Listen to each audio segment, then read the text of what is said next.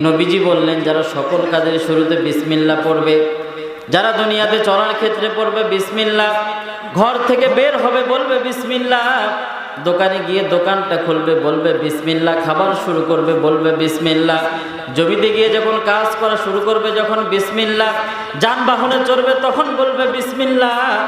দুনিয়ার সকল কাজের শুরুতে যখন বিসমিল্লাহ বলবে, মহিলারা যখন বিসমিল্লাহ বলবে, নবীজি বললেন এই বিসমিল্লাহর পক্ষের যে মানুষগুলা থাকবে, আল্লাহ পাক রব্বুল আলামিন নবীজির হাত দ্বারা হাসরের ময়দানে এক গ্লাস হাউজে কাউসারের পানি পান করায়া দিবে।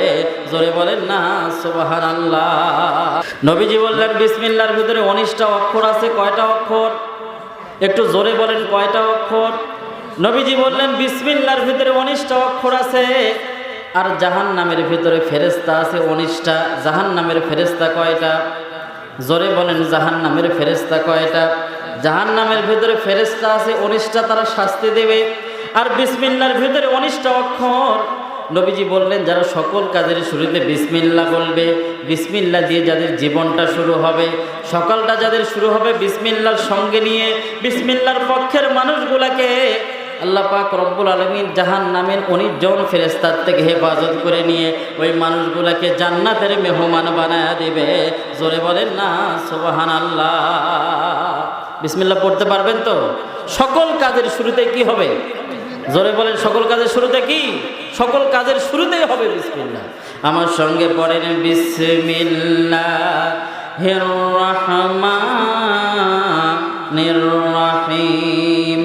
তাবারাকাল্লাযী বিয়াদিহিল মুলক ওয়া হুয়া আলা কুল্লি শাইইন কাদির। الذي خلق الموت والحياة ليبلوكم أيكم أحسن عملا وهو العزيز الغفور.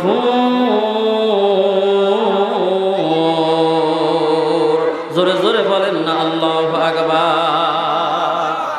পবিত্র কোরআনে কারিমের 67 নম্বর সূরা, 29 নম্বর পারা, পৃষ্ঠা নাম্বার 1। সূরার নাম হচ্ছে সূরায়ে মুলক। আমি আপনাদের সামনে 2টা আয়াতে কারিমা তেলাওয়াত করেছি। উক্ত আয়াতে কারিমায় আল্লাহ তাআলা কি বলেছেন? তাবারাকাল্লাযী বিয়াদিহিল মুলক ওয়া হুয়া আলা কুল্লি শাইইন কাদির। চিৎকার দিয়ে বলেন আল্লাহু আকবার। আল্লাহ তাআলা বলেছেন এই পৃথিবীর সর্বময় মালিক আমি, আর একচ্ছত্র ক্ষমতার মালিক হলাম আমি আল্লাহ। জোরে বলেন সুবহানাল্লাহ। তারপরের আয়াতে আল্লাহ তাআলা বলেছেন